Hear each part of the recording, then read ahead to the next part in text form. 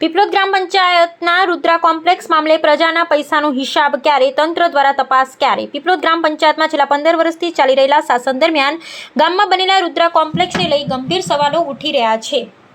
અરજદારના જણાવ્યા મુજબ કોમ્પ્લેક્સની 60 જેટલી દુકાનો પાસેથી દુકાન દીઠ ₹2,000 મુજબ કુલ ₹1.20 લાખની રકમ થતી હોવાનો હિસાબ સામે આવે છે.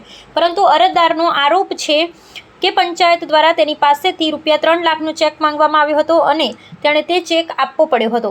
અરજદારના જણાવ્યા મુજબ આ મામલે તેની પાસે રહેલા પુરાવા વારંવાર પંચાયતમાં રજૂ કરી ન્યાયની માંગ કરવામાં આવી છે. તેમ છતાં આજ દિન સુધી યોગ્ય કાર્યવાહી ન થતાં અરજદારને ₹1,80,000નો આર્થિક ભોગ બન્યાનો આરોપ છે. હવે સવાલ એ છે કે આ સમગ્ર મામલે પંચાયતના તંત્ર સામે ક્યારે તપાસ, પ્રજાના નાણાં અને લેવડ દેવડના પારદર્શક હિસાબ જાહેર થશે નહીં, ગ્રામજનો જવાબ માંગી રહ્યા છે. Reporter Sureshbhai S Makwana.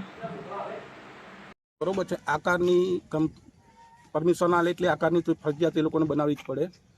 બરોબર છે. તો બી છતાં એમાં એ લોકોએ નાટક કર્યા. આ પ્રોબ્લેમ છે. પછી જે તે સમયે એ લોકોએ પેમેન્ટ મળ્યા પછી આકારની બનાવી, પ્લસ વેરા પાવતી 1,20,000ની આલી અને ₹3 લાખ એ લોકોએ લઈ લીધા. બરાબર છે. 1,05,000 કહીને આકારની 60 દુકાનના ₹3 લાખ થાય. બનાવી ₹2,000ની, ₹1,20,000 ₹3 લાખનો ગ્રામ પંચાયત પીપલોદને ચેક આપ્યો છે. ₹1,80,000 જમા છે. તો બી છતાં આ ફાળામાં એમ કરીને પૈસા આપતા નથી અને બીજો વેરા માંગવાની ફોર્સ કરે છે.